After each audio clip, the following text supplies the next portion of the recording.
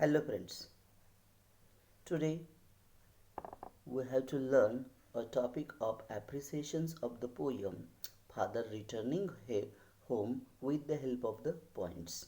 And that points are the first point about poet and title, second point theme and summary, next point, third point language and poetic devices used in the poem, then, special features and novelties and focusing elements in the poem. Fifth points, message and morals that we get in the poems. And the last point, your opinion about the poem. Let us take an answers of these questions, appreciations of the poem, point wise. The first point about the poem, poet, and title. Father Returning Home is an autobiographical poem. It is written by Dilip Chitre, an Indian poet.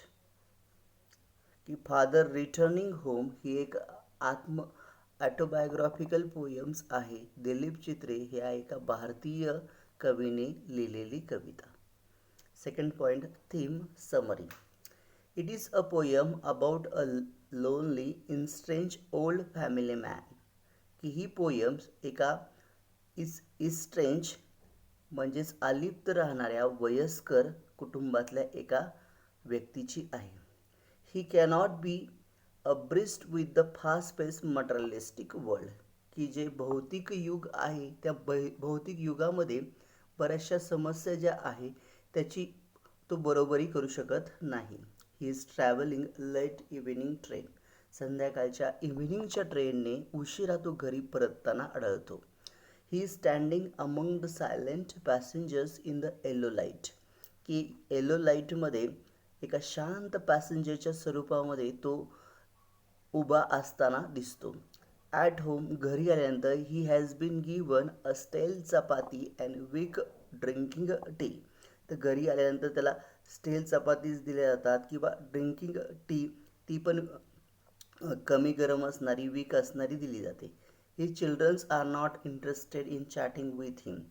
की त्यांची मुलं त्यांच्याशी गप्पा मारायला interested नाहीत. About various issues so he likes म्हणून ते काय करतात he likes reading books and thinking about the past. आणि भूतकाळाचा विचार करतात अँड चेंजिंग प्रेझेंट्स बदललेलं वर्तमान काळ याचाही ते विचार करतात.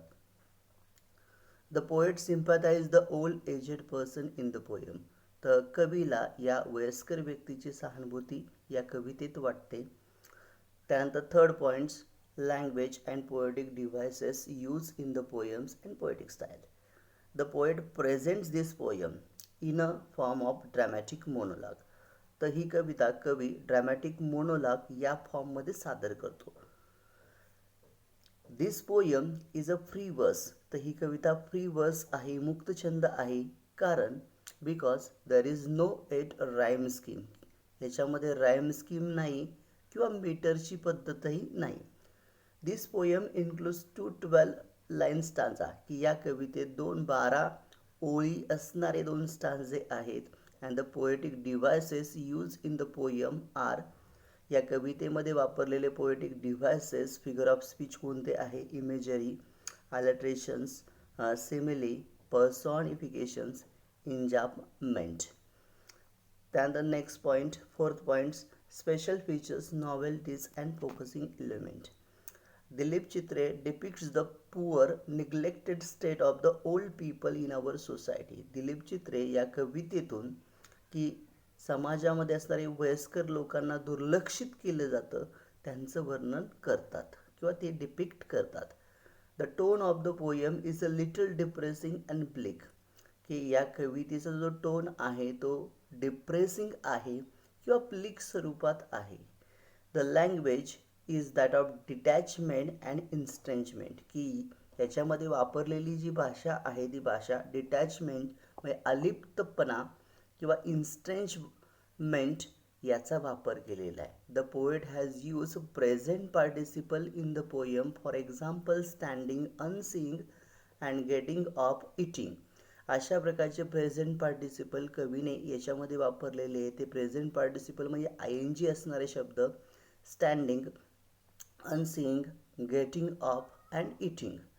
The poet uses many symbols in the poems. तर कवी या कवितेमध्ये बरेचसे सिम्बॉल्स वापरतो. In the line he goes into the toilet to contemplate man estrangement from the man made worlds, की मानवनिर्मित जगापासून पण अलिप्त तो राहून कसा विचार करतो याचं एक उदाहरण कवीने दिलेले. He goes into toilets, की तो वयस्कर व्यक्ती टॉयलेट्समध्ये गेला तरी आपला अलिप्तपणा हा मानवी जगापासून कसा आहे याचा तो विचार करतो.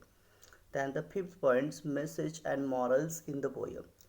The main message of the poem is alienations and isolations of the old people in the modern society, की आधुनिक समाजामध्ये या वयस्कर व्यक्ती कशा अलायनेशनमध्ये किंवा आयसोलेशन्समध्ये, विलगीकरणामध्ये कशा प्रकारे त्या राहतात. The descriptions given in the poem. तर कवितेमध्ये जे वर्णन दिलेलं आहे, emphasize his loneliness and world weariness, की त्याचा एकांकीपणा आणि वर्ल्ड वेरीनेस, त्यांच्यासाठी हे जग वेरीनेस झालेलं आहे.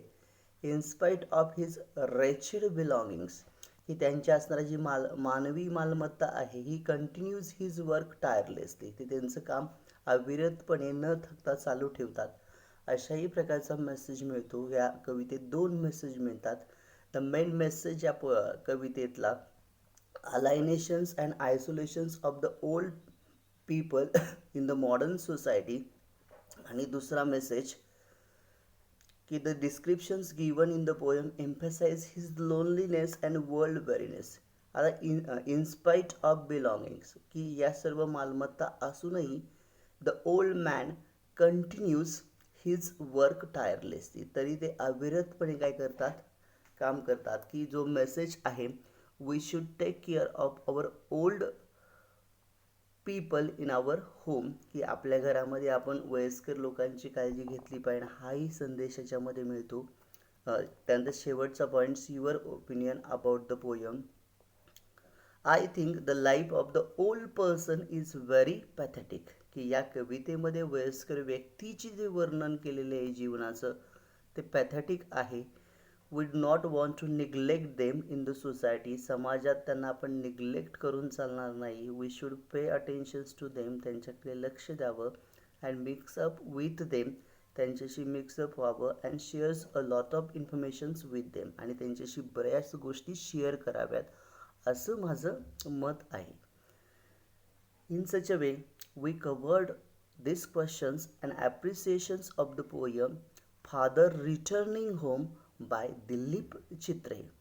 In this poem, we generally get an idea about the old father who is traveling on a late evening train.